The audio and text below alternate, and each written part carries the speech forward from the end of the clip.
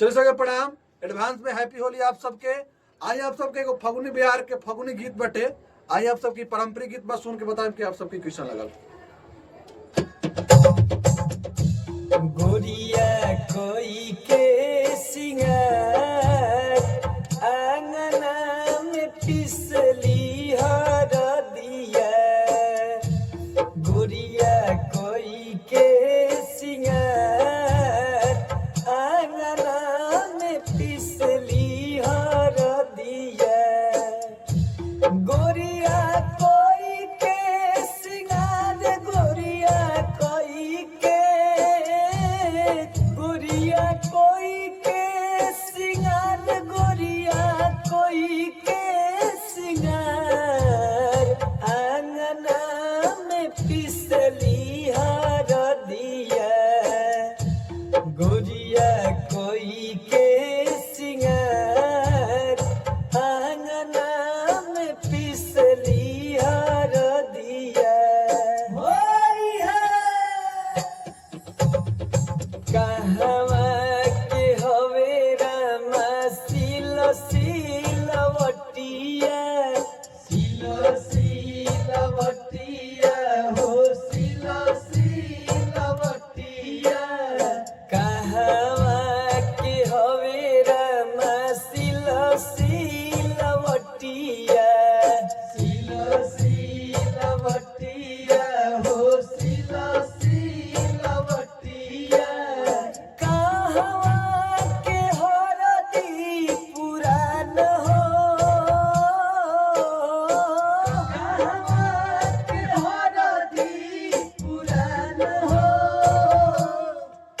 आहे कहवा के हरदी पुरान आंगना में पिसली हरदिया, गोरिया कोई के सिंगार आंगना में पिसली हरदिया।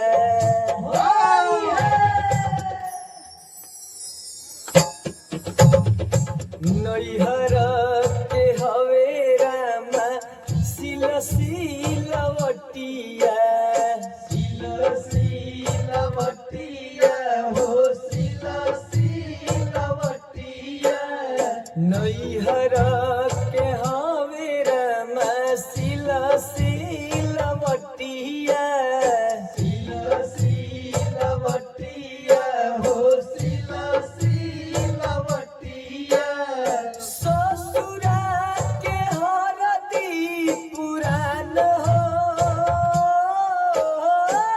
ससुरा के हरदी पुरान हो, आहे ससुरा के हरदी पुरान आंगना में पिसली हरदिया, गोरिया कोई के सिंगार आंगना में पिसली हरदिया।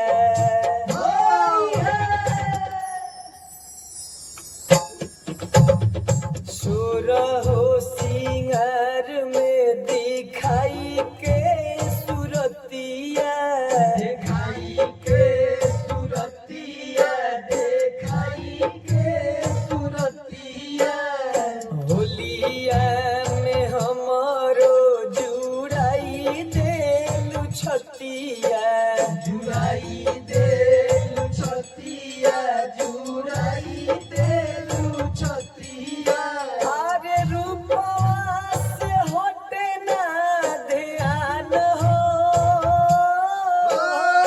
रूपवा से हटे ना ध्यान हो, आहे रूपवा से हटे ना ध्यान आंगना में पिसली हरदिया, गोरिया कोई के सिंगार आंगना में पिसली हरदिया।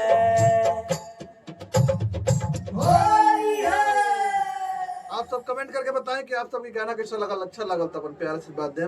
और कमेंट में हैप्पी होली जरूर लिखब।